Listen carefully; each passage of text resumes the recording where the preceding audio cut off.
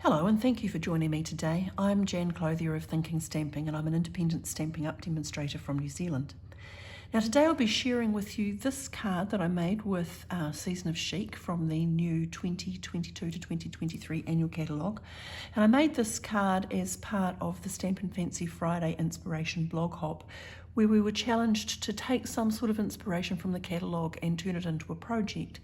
Now I chose as my inspiration the colours from this layout here on page 44. Now, although that's a Christmas layout using a Christmas set, I really liked the warm colours, the kind of the greens and the pinks and the browns and the neutrals. And so I've taken those colours and I've used them to create this card. So first up, I'll go through what it is that we need. It's not really a difficult card. It's a card which requires a little bit of patience because there's a lot of things to make, and then it's all about how you put them together. So we'll pop that to one side and I'll go through the things that you need to make this card. So I've started with a card base of soft suede, which is a standard card size in metric. So it's 14.8 that way. It's the width of a piece of A4 paper, so it's scored at 10.5. Now, if you don't use metric measurements, then just whatever your, use half a piece of whatever your standard card size is. So, there is the card base. Now, you also need 2 pieces of basic white that are half a centimetre smaller than the card front. So, 14.3 by 10. Now, one of those pieces is for the front, and one of those pieces is for the inside, so we'll just pop that aside for now because we don't need it right now. Right, you also need a little piece of white for the sentiment. Now I've already stamped it. There's a lot of lovely sentiments in this set, but I liked that one, "You are amazing beyond measure." This is actually a birthday card because what I stamped on the inside was "Wishing you the best birthday ever." Of course, you don't have to do that. You might want to make it just an encouraging card. So a scrap of basic white, and I've stamped that onto a piece of basic white. Now, I have left it really long. Now, what I did was, see, it's a little bit narrower than my actual sample card. That's because I stamped it and then I trimmed it down. Now, I've left that long handle that way because when I'm doing my cluster, I need it to disappear underneath the seashells, and I don't quite know how long that's going to be yet. So don't cut it short until you're doing the assembling stage. You also need another piece of soft suede to cut out that clamshell. Now the Chic dies, which bundle with the Season of Chic, are absolutely fantastic because they not only cut out the stamped shapes, but they offer you lots of things that you can layer with. So it's that little die there that I used in soft suede for that. Now, there are leaves in this set because it's an all-season set. There's seashells for summer, and there's leaves, and there's snowflakes, and there's flowers. But I thought those little leaves would do beautiful service as pieces of seaweed. So I've used that die there, and I've cut 2 pieces of it out of old olive and 1 piece out of soft seafoam. And then I've used the outline shell here to cut just the outline in a piece of Blushing Bride. Now, the other thing that I've cut is I've cut one of these dinky little seashells, also out of soft suede. But I think that the absolute star of this die set is this beautiful piece of netting that you can cut. And I've cut that out of crumb cake as a sort of a basis for my design. And then you also need, aside from all of these various little die cuts, a scrap of basic white, because you can see I've got 2 stamped seashells there. Now, these are photopolymer stamps, so they're 2-step stamps. So I did the outline in soft suede. 2, 3, 4, 5, 6, 7, 8, 9, 10. Always good to give the ink time to move over. 1, 2, 3, 4, 5, 6, 7, 8, 9, 10. Time to move. And then I've come in with the Blushing Bride. Oops, doesn't want to open for me. And I have used that stamp there, the little fill stamp over the top of that one. Now, I didn't want my seashell to look completely solid. So what I've done is I have just used, I normally use my cloth, but I haven't got a cloth here. I've just wiped off some of the ink from around the edge because I don't want the pink to go the whole way through. So then it's just a question of lining up. Again, count to 10 in your head. 1, 2, 3, 4, 5, 6, 7, 8, 9, 10. So that the ink's got time to transfer from the stamp onto the paper. So now I've already done those. Now these do die cut. There are dies in here that you can just, if you are a person who prefers to die cut over fussy cut, then of course you go away and you die cut them out. Now I wanted to have a narrower border than the die usually offers, and so what I've done, I've already done it here, I fussy cut out these two earlier. So what I'm going to do with them though is I want them to look a little bit more realistic than they currently do. So I've taken some crumb cake and a blending brush, and I'm just going to blend a little bit of crumb cake around the edge, just to make it, and you can see it, you know, it's not an enormous difference, but it is a difference, and it's a difference which gives your card just that little bit more finish to it. So just a little bit of edging, just to give it a bit more depth and a bit more realism. So as I said, this is a card that's really all about assembling all your bits and then putting it all together at the end. So what we need to do now is we need to just layer that so it's done. So we'll get the glue, just use a little, you know, you never ever need as much glue as you think you're going to. So always err on the side of caution, because what you really don't want is the glue to ooze out. Is to have the glue ooze out over everything. So that's done, they're done, that's done, they're done, our sentiment's done. So now we're up to the background stamping. Now you can see that I've used, from the set, I've used this grungy shape here because I thought that it looked a little bit like seaweed floating in the ocean, and that little grungy one there, just to give some flicks of colour. So maybe they're bubbles, maybe they're more seaweed, who knows what they are, but they're just there to add in more of the colour that I've used here in the seaweed. So it's one of those great stamping moments where you really can't go wrong. It's not like, unless you start stamping, you know, way out over here, where the cluster is never going to be, you pretty much can't go wrong. So just in your head, you have a sort of a vision of what you're going to do. And in fact, if you're unsure about it, lay out all the pieces first and then say, okay, so that's where everything's going. So I need the stamping to show out over in these parts. And although you're not hearing me, in my head I am going 1, 2, 3, 4, 5, 6, 7, 8, 9, 10. Okay, and I want some out here. And I think I'm going to need a bit up here.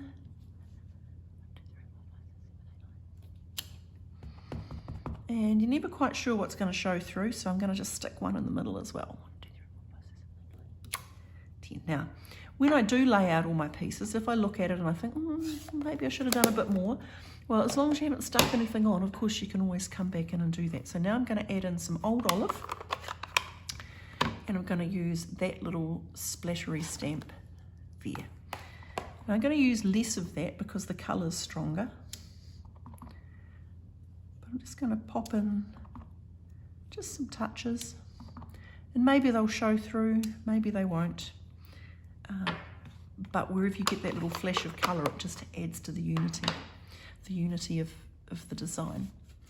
So we will now start our assembling. So just a little bit of glue. Now, if you've watched me before, you know I'm a glue girl because I like the wiggle room. I like to be able to wiggle it around and just make sure that I've got it straight.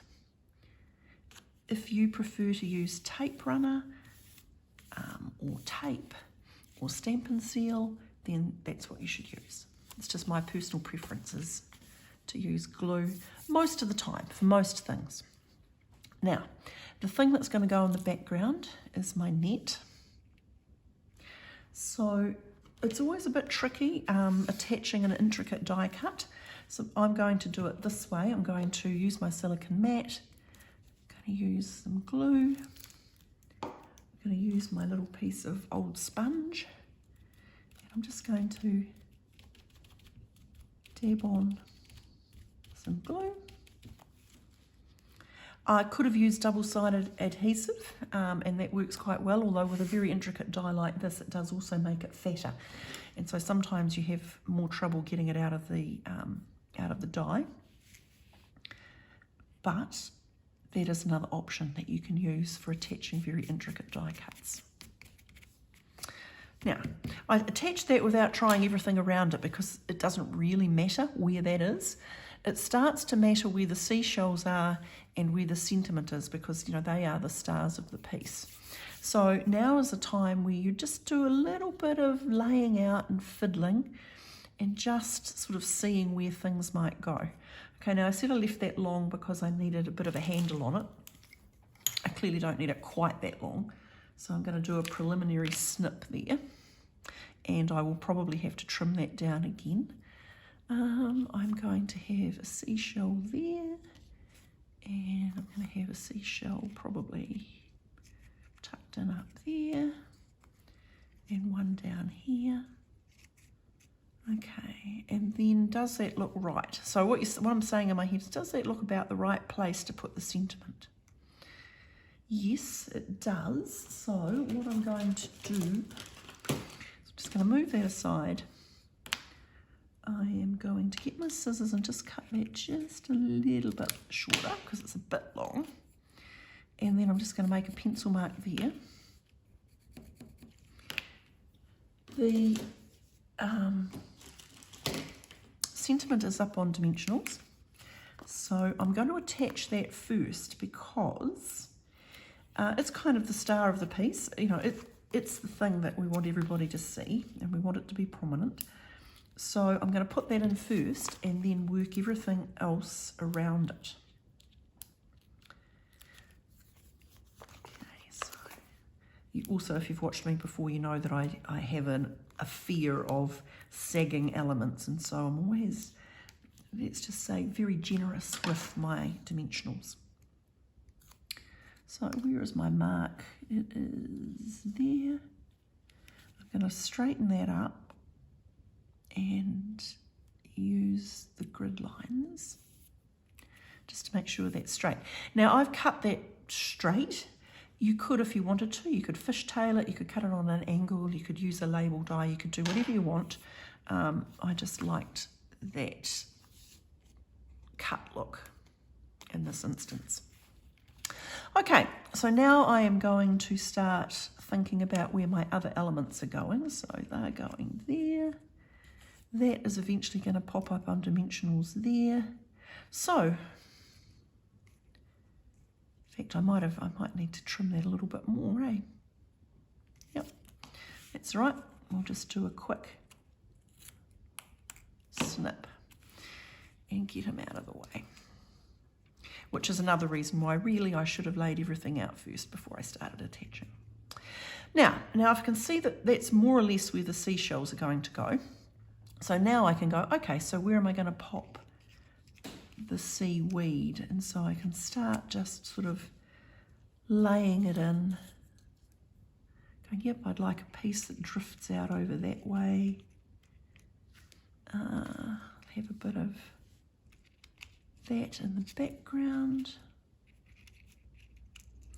At this stage, I'm not even attempting to attach them. I'm just trying to give myself, the general idea of where things are going to go. Okay, yep, that looks like it'll be a pretty happy pattern. So again, you can either eyeball it, you can go, yep, I know where that's going to go. And if you're unsure, then use your pencil and make yourself a little pencil mark so that you can see where you're going to go. And again, I'm just going to get out my silicone mat and, whoops, sponge and just give it a little bit of glue. Now, the tails are not on show and they're just going to be in the way, so I'm just going to nip off the tails, get my tweezers, and I'm just going to go, yeah. You pop in there. Same deal here, don't really need the tail because it's not on display. Whoops, I've got plenty of glue already. Okay. Give that a bit of a glue. Whoops, where's my tweezers? And pop him in there. You can see it's kind of organic, you know, it's not like everything has to be millimetre precise. Yes, you have to have a degree of precision. You don't want to get to the end and find you've got your cluster too high or too low, or you haven't got room for your sentiment. But in general, this is a very forgiving thing to be doing. If you were to make 10 of them, they'd all turn out slightly differently. And you know what? It wouldn't matter one bit if that was the case, because they'll all turn out beautifully. Right, now what am I going to do? I'm going to pop in one of my shells, and I'm just going to give him a bit of glue. We'll tuck him in there. Now I am a little bit cross with myself about how I did or didn't trim off that tail, which I'd prefer it to be a nice neat cut. But, well, I didn't do it, so that's just how it's going to be. Okay, is that going to work? Yep, I don't want them to look too regimented, that's my thing. You know, it's going to annoy me. I am just going to have to cut that a little bit more. Okay, excuse me while I deal with my mistake. Okay, that's a bit better. So we're back to, that's going to tuck in there. And the reason I wanted to trim that more is I wanted to bring that one lower down, and with the tail being just too long, it was showing, and I didn't like that. Okay, so we'll glue this one in.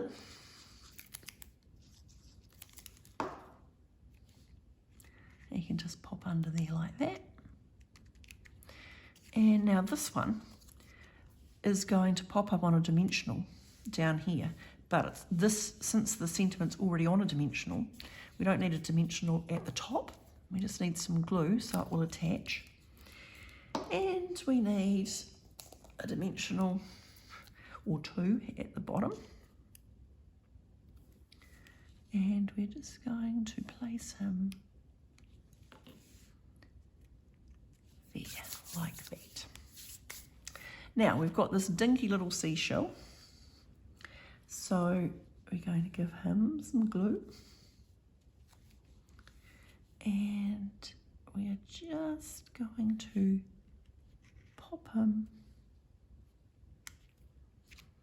under there, and we're almost done. Now, the embellishments that I used on this particular card, I used the opal rounds because I think they have a lovely pearlescence to them, which kind of looks a bit like bubbles. You could use, I think, also the new iridescent rhinestones or iridescent pearls would also look lovely on this. So, you know, use whatever embellishments you like is what I'm saying, really. So I've got a bit, I want to fill up some more of that space. So I'm going to put a big one and a little one down there. And I want to create a bit of a diagonal. So I'm going to go for one, popped up in there.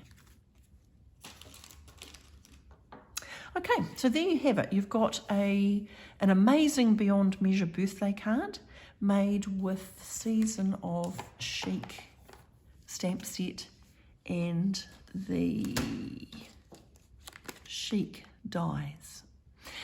Now, the only other thing that's left really is the inside, and I'm not going to make the inside now, but I'll just show you what I did on this card.